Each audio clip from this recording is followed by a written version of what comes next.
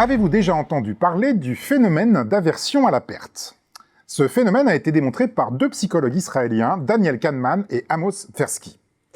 L'aversion à la perte peut se résumer de la manière suivante. Le coût d'une perte est très supérieur au plaisir d'un gain. Si je vous retire quelque chose que vous aviez déjà ou que vous pensiez obtenir, vous ressentirez une perte beaucoup plus intense que le plaisir que vous éprouverez si je vous donne quelque chose que vous n'aviez pas ou que vous ne pensiez pas recevoir. La peur du regret est plus vive que l'excitation du succès. Une illustration simple de ce phénomène consiste à regarder l'image de n'importe quel podium de remise des médailles aux Jeux Olympiques. La médaille d'or rayonne, c'est le dieu du stade. La médaille de bronze est généralement satisfaite.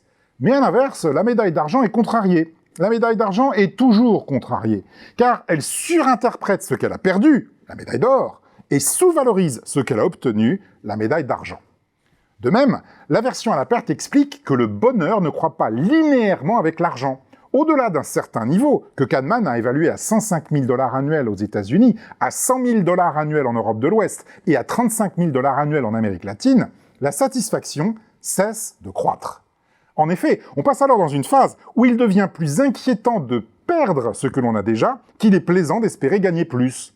L'argent fait donc le bonheur, mais seulement jusqu'à un certain point où la peur de perdre l'emporte sur le plaisir de gagner. Il est beaucoup plus facile de ne pas avoir envie de quelque chose que l'on n'a pas que de renoncer à quelque chose que l'on a déjà. Alors c'est en s'appuyant sur ce phénomène d'aversion à la perte que le psychologue américain Barry Schwartz a proposé la notion de paradoxe du choix, particulièrement instructive en entreprise.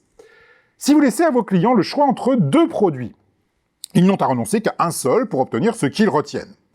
Cependant, si vous élargissez votre gamme et que vous leur demandez de choisir parmi 20 propositions différentes, eh bien, ils doivent supporter la perte psychologique des 19 qu'ils n'ont pas retenues. Or, eh bien, puisque la perte a plus de poids que le gain, accroître le choix dévalorise la proposition choisie.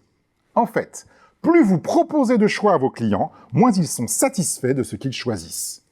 Alors c'est à partir de cette constatation que Starbucks a cherché à réduire la combinatoire entre toutes ces boissons, tous ces formats et toutes ces options, car ses clients étaient frustrés de comprendre inconsciemment qu'ils ne pourraient jamais tout essayer.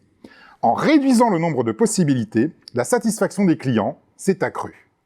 Par conséquent, pour rendre vos clients heureux de ce qu'ils achètent, ne leur laissez pas trop de choix. Alors au passage, l'aversion à la perte a aussi une conséquence sur vos choix professionnels. Si vous vous laissez trop de possibilités ouvertes, par exemple en suivant des formations généralistes, eh bien vous apprécierez moins le métier que vous choisirez, car vous vous direz toujours que vous pourriez en choisir un autre. Non, pour être heureux de ce que vous faites, ne vous laissez pas trop le choix de faire autre chose.